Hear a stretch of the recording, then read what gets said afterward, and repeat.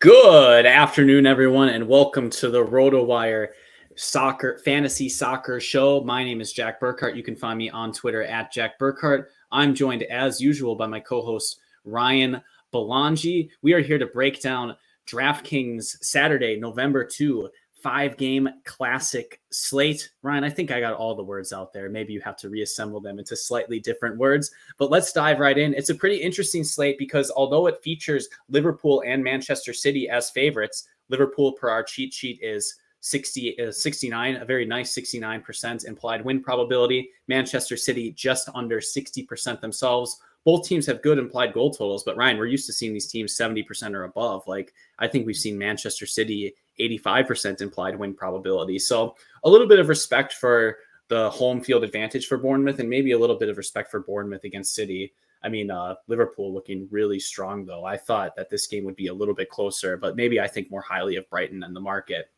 The other games might be more interesting for DFS, Ryan. I'll have you discuss some of the pricing. We have Nottingham Forest at home to West Ham. We have Ipswich home to Leicester. Ryan, that's been a great spot to target Leicester City in fantasy. And we have essentially a toss-up Everton on the road at Southampton. Again, Southampton has been a team that we can attack from fantasy as well, Ryan. So the way that I'm seeing things early, like we can attack West Ham, we can attack Leicester, we can attack Southampton. Manchester City pieces are a little bit expensive overall. Do you think this is going to be a slate where just like, give me Mo Salah, give me Erling Haaland, like let's go? Or do you think that maybe you're going to try to mix and match a little bit, just play a couple players from those games and just take good value from other spots? Yeah, I think probably the latter. I mean, I never need much of an excuse not to play Haaland.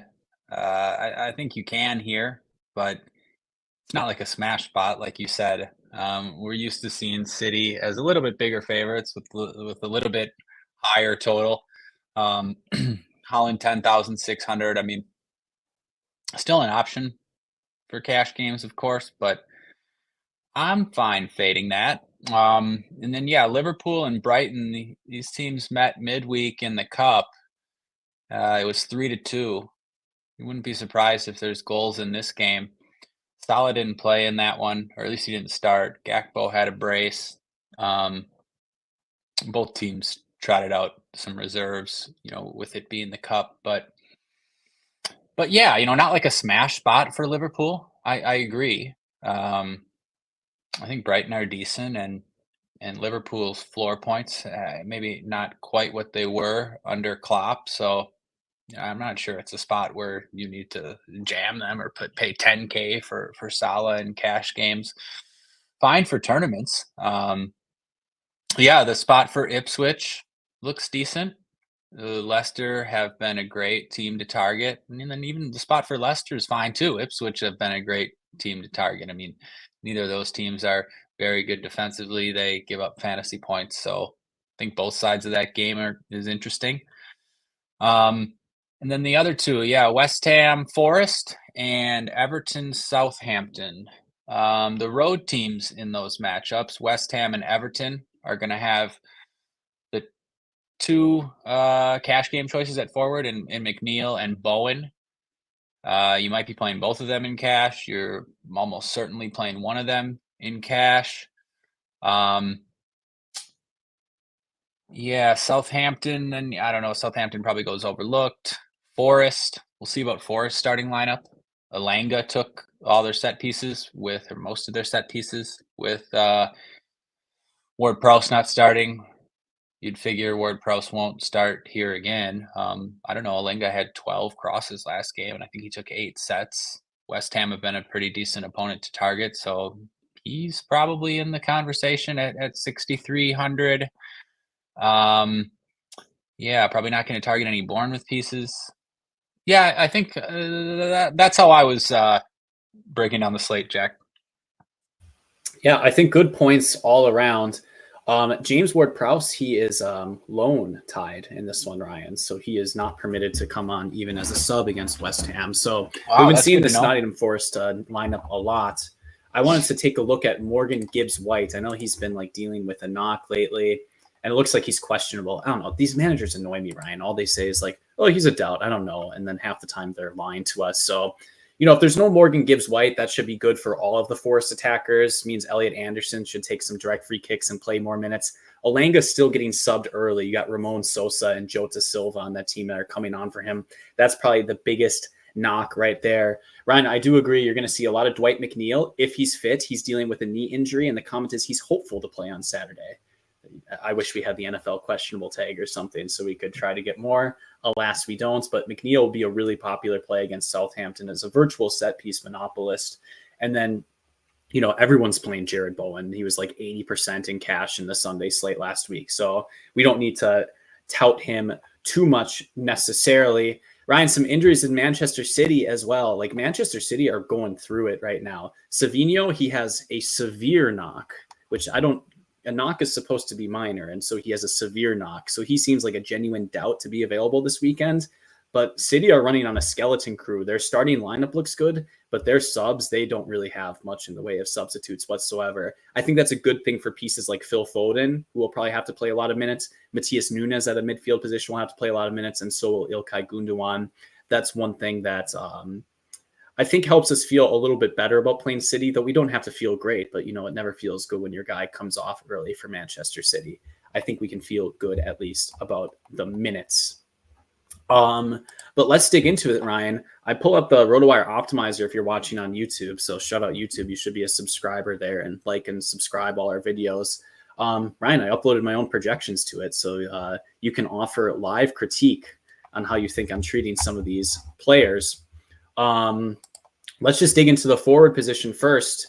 I mean, Erling Haaland and Mo Salah, they're the slate's most likely goal scorers. So they're going to project well. But Phil Foden looks really good. He looks like a great value overall. Dwight McNeil and Jared Bowen as well look like really good values. Anthony Alanga is showing up there. And Ryan, our boy, who's a game time decision, Omari Hutchinson at 5,500, also looking like a solid play and might be the best spot for Ipswich overall. Give us your take on the forward position. I mean, I think your projections are doing a pretty good job. The pool for cash games probably pretty small. Haaland and Salah, sure, but they're expensive and definitely goal dependent, on this slate if you're going to get there in cash games. But they're the two most likely to score goals.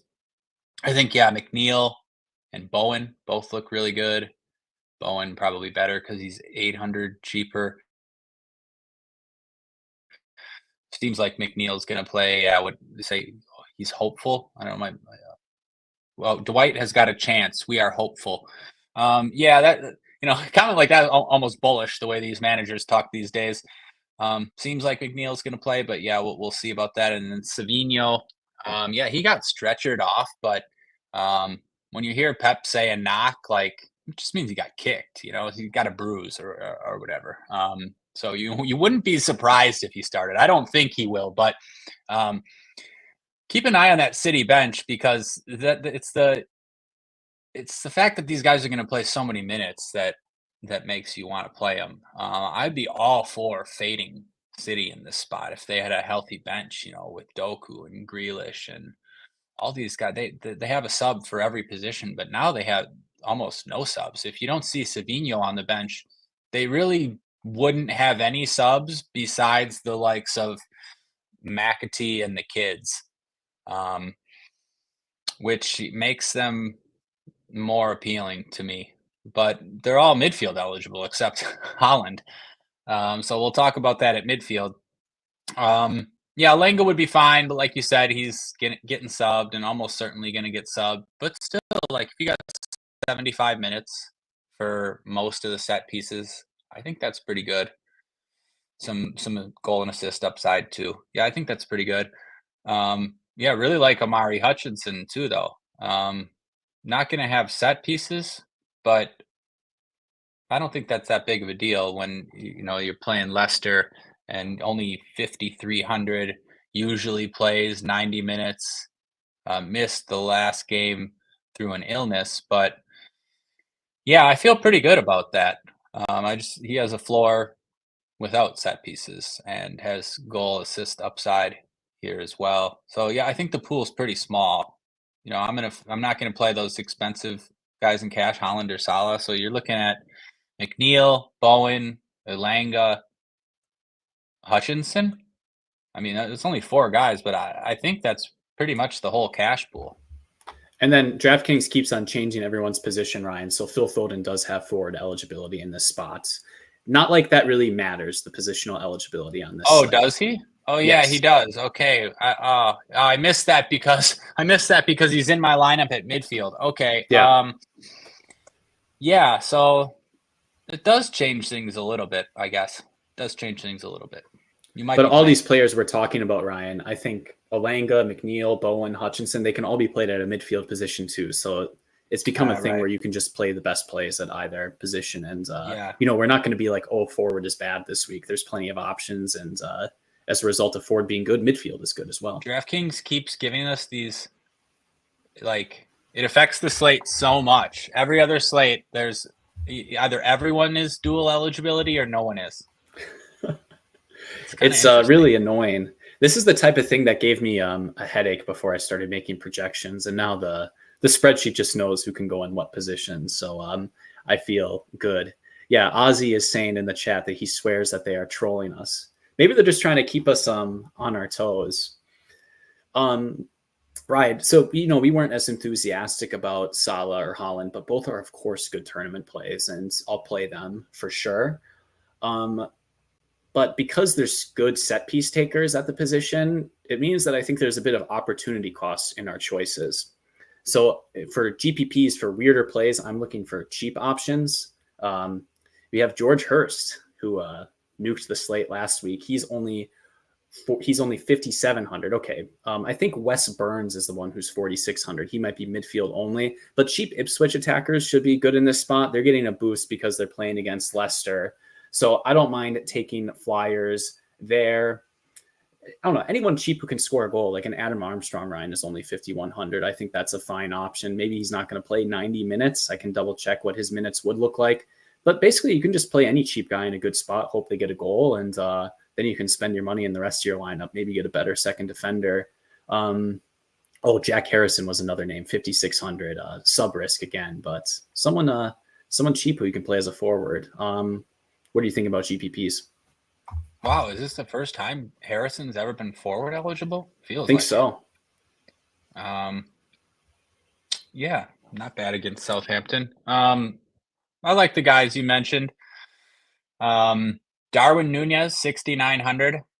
I'm okay with Jota being out. You see Nunez, and Kiesa's out too, but you see Nunez went 90 minutes last time. He didn't start midweek. Decent chance for 90 here. So for 6,900, I think that's a decent click. I had one more guy. Oh, yeah, no, just Armstrong. Armstrong, yeah, I like Armstrong for 5,100. I think he's actually got penalties over Cameron Archer. They were both on the pitch midweek, and Armstrong took the penalty. So that's going to keep him in my pool for this week. I was a little concerned about the lack of floor on Darwin lately, just because Liverpool's floors are down universally for just about every single player, maybe except Mo Salah, who's down only a little bit. The rest of the guys are down quite a lot. So I don't think Darwin is this option where we just jammed him in cash a lot last season because he was shooting on sight and missing very frequently, but we'll still take those chances. Still at 6,900, Ryan, people will probably play him in cash because people just play favorite options and then call me and they call us idiots, the nerds who are like trying to figure out set pieces and stuff. Kind of the high T cash play. I guess you can go there, give him the spot, but Brighton have a pretty good defense, and I don't know. He's Darwin, not a cash play in my opinion. I agree. So I can't wait to see him flipped at 40% and then the goal and assist. He can't keep getting away with this. Yeah, and Piano Club ships everything.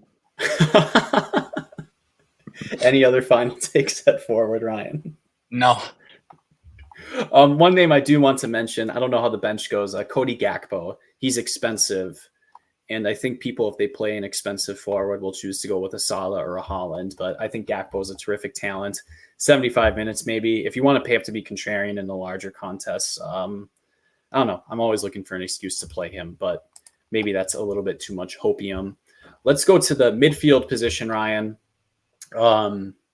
Most of the players we talked about are midfield eligible, like I said, so there's not too many considerations. But I think the two midfield only names that will hop off the page, We have Matías Núñez, who has 3 assists and a goal in his last 2 appearances.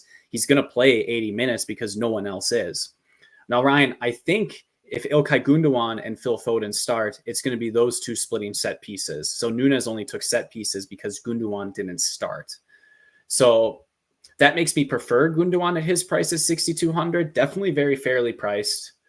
What do you think about those 2? Any difference in opinion between Matías Núñez and Ilkay Gundogan in this spot? Yeah, if this was the podcast last week, that was last week, right, where we said Gundogan was a lock, or at least me and Jordan did, and I believe he was 8,400 or something like that. Since then, yeah, he didn't start, and then midweek he started and got subbed at half. The last time he started in the Premier League, he got subbed in 60 something, I believe. Really weird to me. I thought he was the guy that was just going to be going 90 with all these injuries. So it's giving me some pause, but 6,200, if he does go 90, like, he's a lock for cash games, right? Taking most of the set pieces. But yeah, the recent game logs, like, give me some pause. And I think he's playing a little bit deeper in certain lineups. I'm not sure about this one. We probably get Kovacic back here, right? Yeah, so that's going to help. That's going to help Gundo. Yeah, good play, but not just like a stone cold lock if there's any risk that he gets subbed. I don't know what's been going on, but it's like, it was weird that he got subbed at halftime in that game against Spurs, and they leave the kids on. Like, O'Reilly was out there and one other guy too. I forget his name, Wright maybe.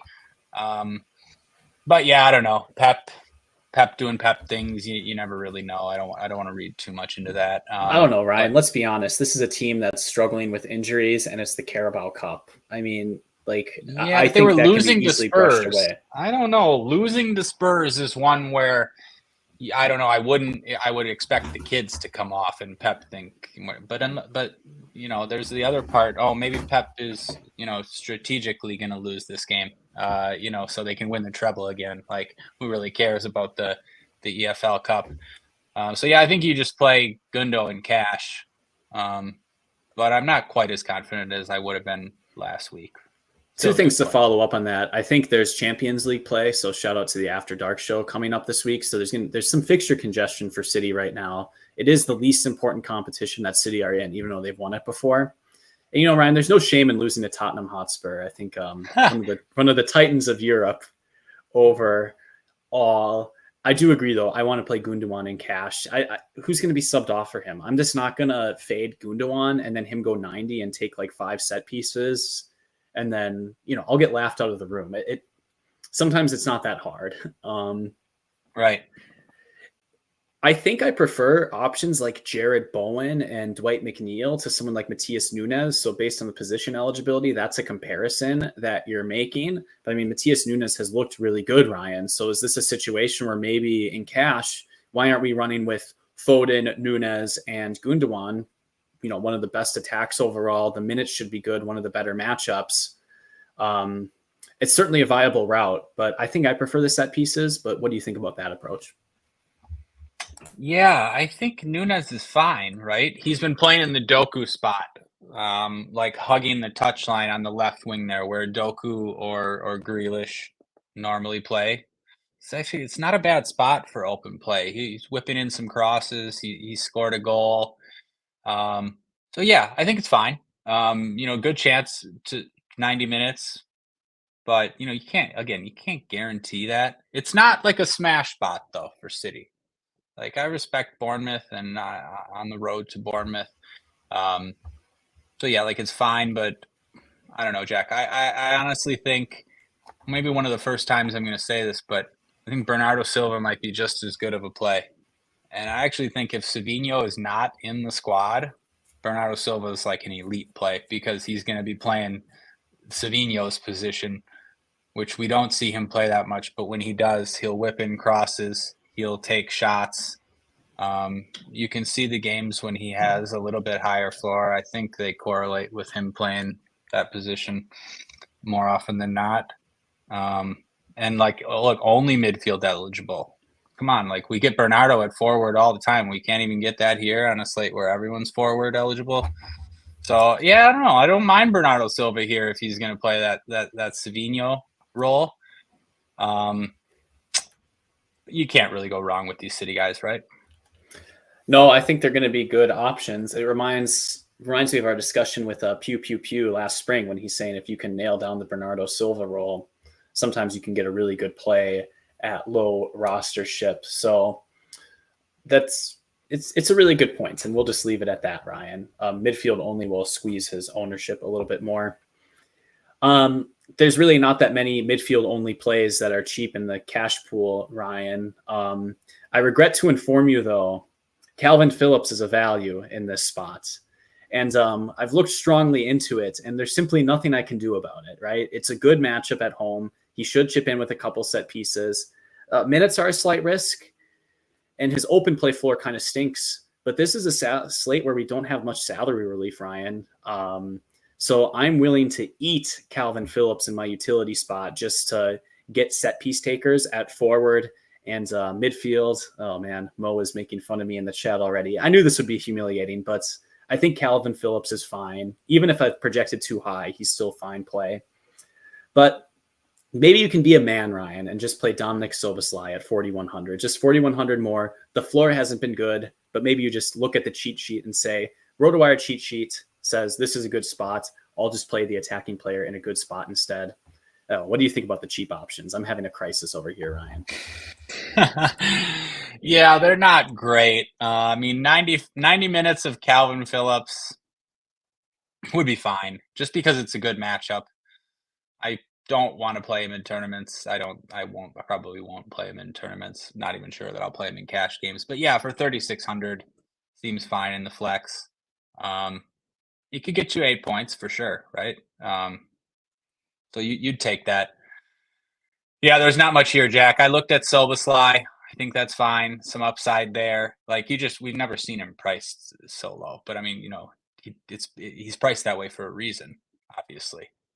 Liverpool not as high of a floor this season. He's been getting subbed more. Just like, goal and assist dependent, but 4,100 is a good price to take a shot on it. I didn't really have anybody like standing out over these guys where I was like, this is the one I'm playing, Jack. I don't really like these punts this week. I'd rather live in the mid range if I can. I mean, we'll see. I guess maybe we'll get a surprise. What did I want to look at? Southampton. Where's Southampton?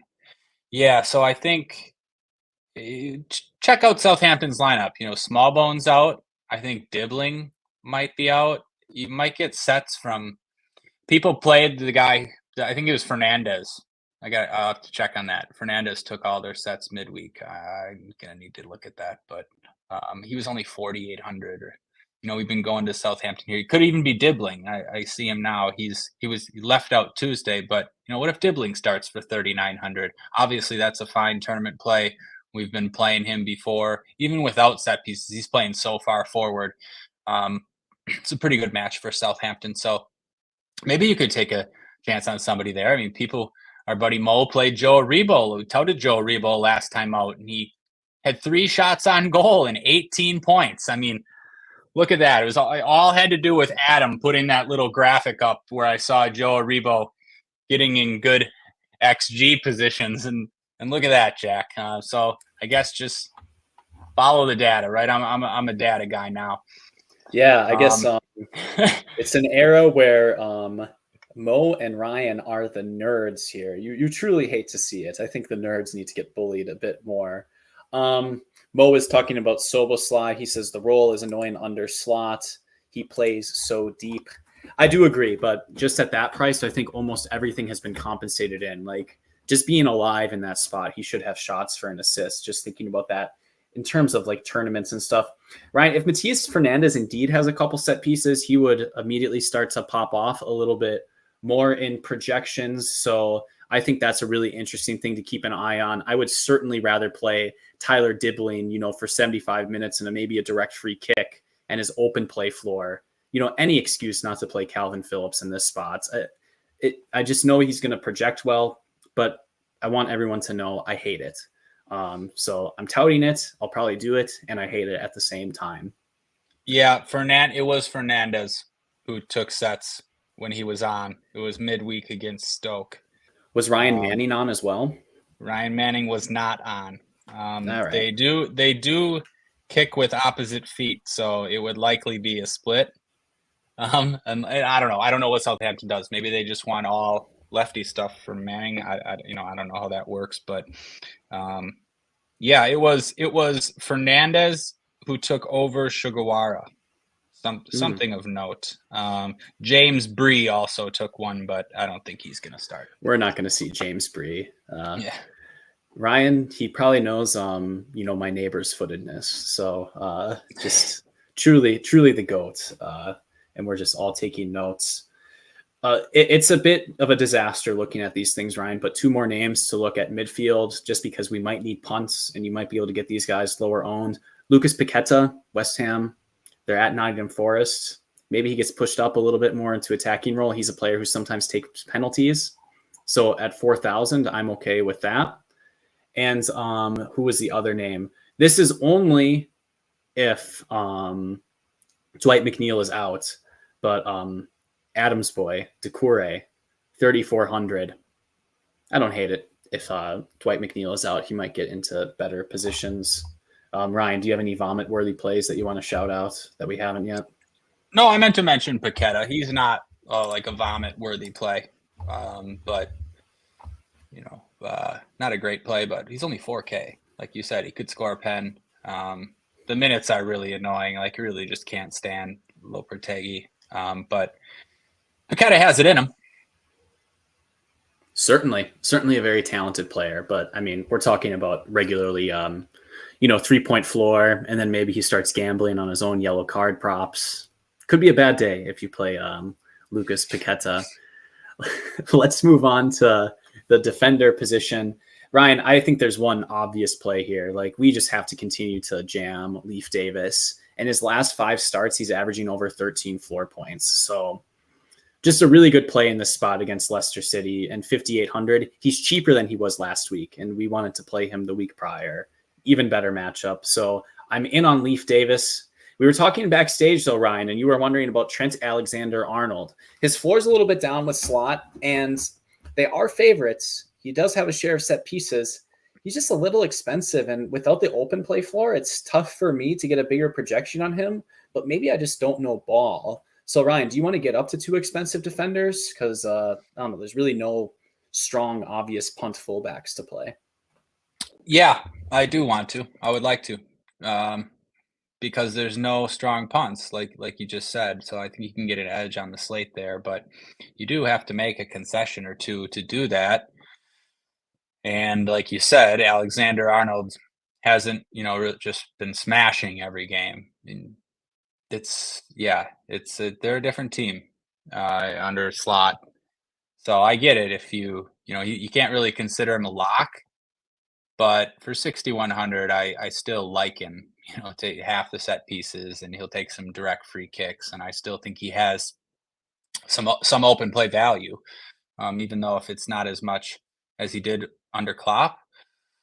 So are there any other punts you can go with if you don't do that? The one that stuck out the most for me, and I don't know, man. It's tough to even say this guy stands out, but Emerson's only 3,800 on the back of a couple good games and on the back of some set pieces. 90 minutes more often than not. Not a bad matchup. I don't know. Emerson's okay. The last few games have been encouraging. Yeah, I agree completely. Emerson takes direct free kicks for West Ham. He's been getting about 1 a game. Maybe he gets 2. That's sort of just like you're starting with a free point right there. He's not the best open play floor, but he has been going 90 minutes. So that seems like a pretty decent second defender option, Ryan. He doesn't take set pieces at all, but like Vitaly Mykolenko sometimes has decent floor games in him. He's only 4K as a fullback in a decent matchup. I don't mind looking to him either. I think it's starting to get a little bit expensive though, but like Kyle Walker-Peters, 4,500. So maybe you can get 6 floor points out of him. Maybe you can get a clean sheet. I mean, the projection I have is bullish because he's going against Leicester City. So I would maybe, not get too over my heels in that type of situation. But we've seen Walker-Peters have really good attacking games. And I think we have Southampton playing the back three. So he should be in decent positions if he plays. So because of that, I wonder if I have to get all the way up to Trent Alexander-Arnold. But every time I doubt TAA, Ryan, I sometimes just have some of the worst slates of my life when that happens. So it certainly does feel dangerous. You're on mute if you were going to say anything. Yeah, I think you can, but it'd be specifically for Emerson. But yeah, I don't know. I like spending up for 2 guys in tournaments. It might just be if you might only need Emerson to bust to get a pretty good edge. But I like Emerson too. I'll play some Emerson too, probably in cash games. Just looking at the other teams, like my pool might be pretty small this week, actually. So there's going to be nothing on Bournemouth. Nothing on City really either. I mean, yeah, those guys are Guardiola and Lewis are fine for tournaments, but you're not excited to play them. Ipswich, we mentioned Leif Davis basically locked, but no one else. Leicester too. Justin's too expensive. Christensen injured, but probably going to be on the bench. Like Liverpool, I can't play Robertson. I could see Samika starting. Robertson started midweek, and again, I saw Liverpool fans not happy with Robertson's performance. I don't know. I didn't really watch the game, so I don't know. But wouldn't be surprised to see Tsimikas start here. But he's 800 more than Alexander-Arnold, so I don't think you're considering that in cash games. Not really considering the Forest guys. I mean, Nico Williams is 6,700. Hasn't been starting. Moreno hasn't been going 90 minutes. Can't trust that. I guess the Southampton guys would be the other guy that might be in play. And it's you mentioned Walker-Peters, but Ryan Manning would have to be in play if he's going to take set pieces. Sometimes he does, sometimes he doesn't. Depends on the lineup. But we see, look at that game against Leicester, 10 floor points in 78 minutes. The minutes are a bit annoying with Manning, but for the people that used to play DFS, Manning would smash. Manning had smash outcomes in him. 20 cross games. He's one of those guys.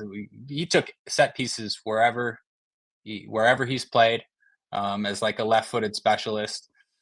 So I think he could be in the pool for tournaments.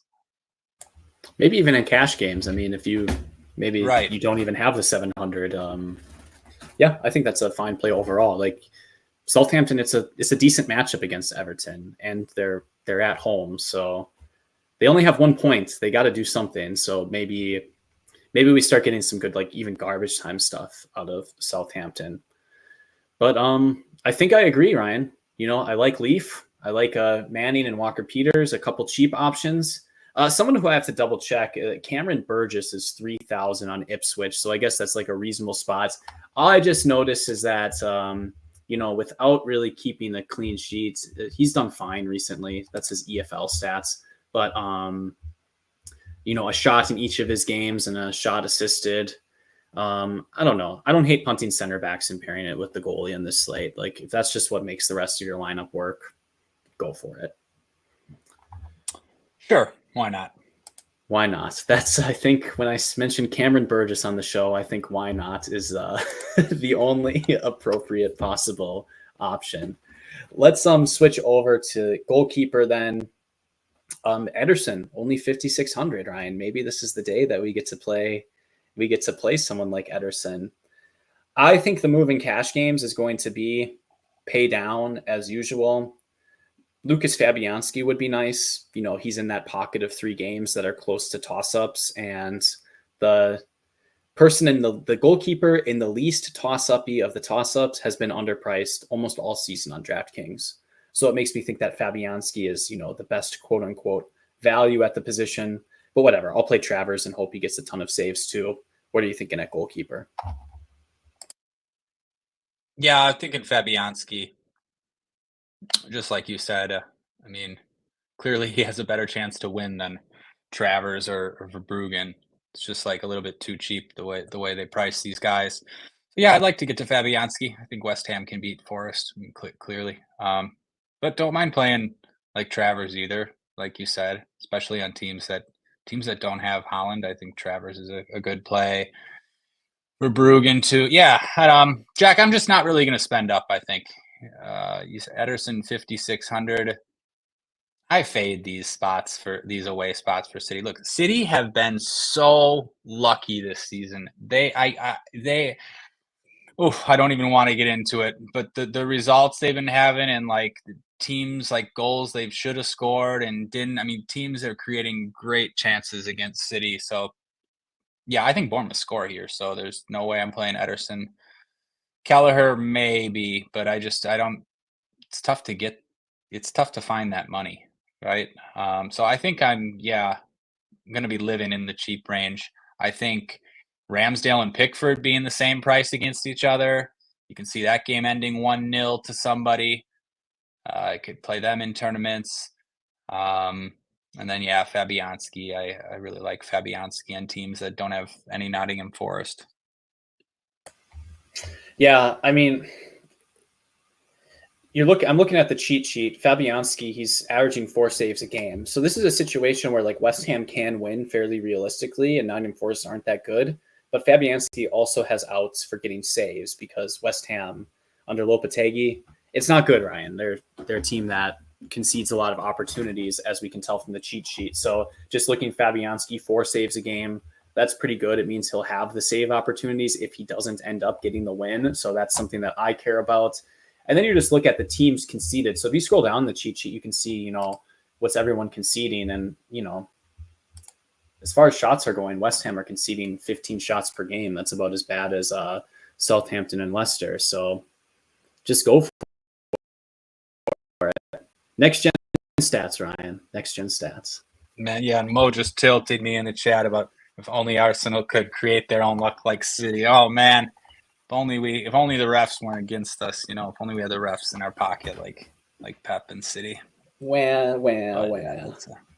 Yeah. Maybe they should try to actually play attacking soccer and stop committing red cards constantly. That would be that's my advice for the Arsenal. That's fair. Maybe I should charge a high consulting fee. I do have a PhD after all, so that's maybe $2,000 advice. Have you considered not kicking the ball away when you're on a yellow card, Declan Rice? Ryan, let's talk GPP strategy. I'm trying to think about things that we didn't mention that might have some promise overall. Like we're talking about, this is a great spot for Ipswich Town, but we haven't talked about any Leicester players. Facundo Buonanotte, he's expensive. Okay, but I think Jordan Ayew is actually cheap. So you can attack the other sides of these sort of like relegation type of matchups. But Ryan, one thing I'm concerned about is sometimes when these relegation teams play against each other, they're just awful. Like nothing good happens and there's like no floor and the ball is just stuck in the midfield the whole time and everyone's fouling each other. Is this the spot where we're just like, why don't we just play Liverpool and Manchester City guys and then hit the money printer while everyone's just playing mediocre players on mediocre to poor teams? Like, I don't know. Like, is this the time just to play City and win? Like, it might be. Yeah, I mean, we've seen slates like that before. Not going to shock you if that Ipswich Leicester game is like 0-0 and the relevant players get subbed off. Buonanotte is 9,200. I didn't even notice that. That is crazy. It actually like gives me just a tiny bit of interest. His game log been ridiculous. He's even showing a floor. So if the spot against Ipswich is pretty good. It's tough to get up there though, but I don't know. He seems like a decent play. I mean, he's priced that way for a reason. But yeah, I agree with you. I was going to mention like the cheaper Leicester forwards. You mentioned them. They seem like good plays. Mentioned Nunez. Yeah, I don't know who else is here, Jack. I mean, can mention like there's no way I'm playing Chris Wood here, but he just keeps doing it every week and 7,800 now. It's like 5% GPP play there. I'm more likely to take a chance on like you're gonna love this, Jack. Dominic Calvert-Lewin. He's only 5,900 with oh God, Everton in a great spot against Southampton here. So yeah, that doesn't seem too bad. It's Beto coming on and scoring the winner though, or was it the equalizer? I don't know. It was a massive goal for Everton.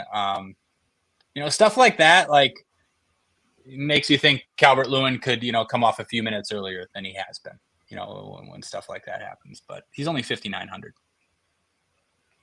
Good shout. I think he was more expensive a few weeks ago where you were talking about like, he was like 7K, but you got to play 7K, yeah, right. I think I can stomach 5,900 for Calvert-Lewin. Ryan, this is going to sound just like lame, but there's enough like good plays with the set piece taking forwards that I feel like I can just like mix and match. I don't want to get too crazy, right? Like, midfield is not that deep a position. Like maybe there's a couple cheap punts that we want to recycle through, but otherwise it's the forward eligible guys and then Gundogan and Nunes. Forward wasn't even that good. I was talking about George Hurst for 5,700. So I don't think I can tout George Hurst and then laugh at you for touting Dominic Calvert-Lewin.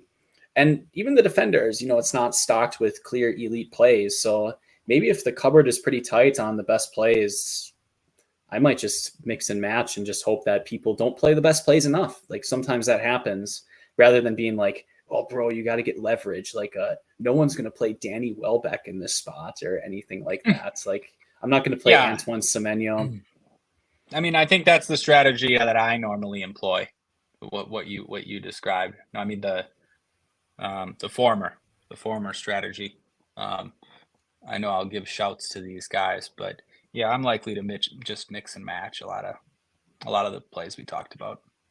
Yeah, I mean, there's 6 guys that you can mix and match in 4 spots with Nunes, Gundogan, Bowen, Foden, Hutchinson, and McNeil. That's 7 players, I think. Even like you can make a ton of lineups just using those guys, and go nuts from there. Maybe play like a weird one-off, like your Hutchinson lineup. Maybe you throw in a George Hurst or something like that. But I'm probably not going to get too far off the board. And I'm someone who likes to get off the board. It just doesn't seem like the best spot for it overall. Yeah, no, I agree. I mean, I almost touted $4,400 Evan Nielsen, but are you really going to play someone against City? That one I actually don't think is too bad because it's like 4,400 for like their best chance at a goal, and City have been giving up like very clean chances on the regular. Maybe, but I don't really play guys against City on 5-game slates, Yeah. And then on top of the players, we drop in Haaland and Salah because those guys can score a brace against anyone in the world. So, right. Yeah. Welcome to the RotoWire Soccer Show where we tell you, please just play the best plays. It seems there's a lot of good plays and you just have to hope that you get the right combination of them. Maybe you'll win that King of the Pitch ticket, though I feel starved, Ryan. I want my second. So maybe this will be actually like one's not even good enough already on to the second. You do like to see it, though. Yeah, we do love to see it overall. Brian, a pretty efficient show, I think, overall, 45 minutes. But, the plays were kind of bouncing off the page, and I didn't really see the need to go too deep. Any final takeaways for the people? No, I don't think so. Play the best plays, Jack. That's the final takeaway. Play the best plays. I love it. Thank you all so much for joining us. I have an article that's going on the site, so that's a little bit more concise with a lot of the best plays that we talked about here. So I do believe that's live.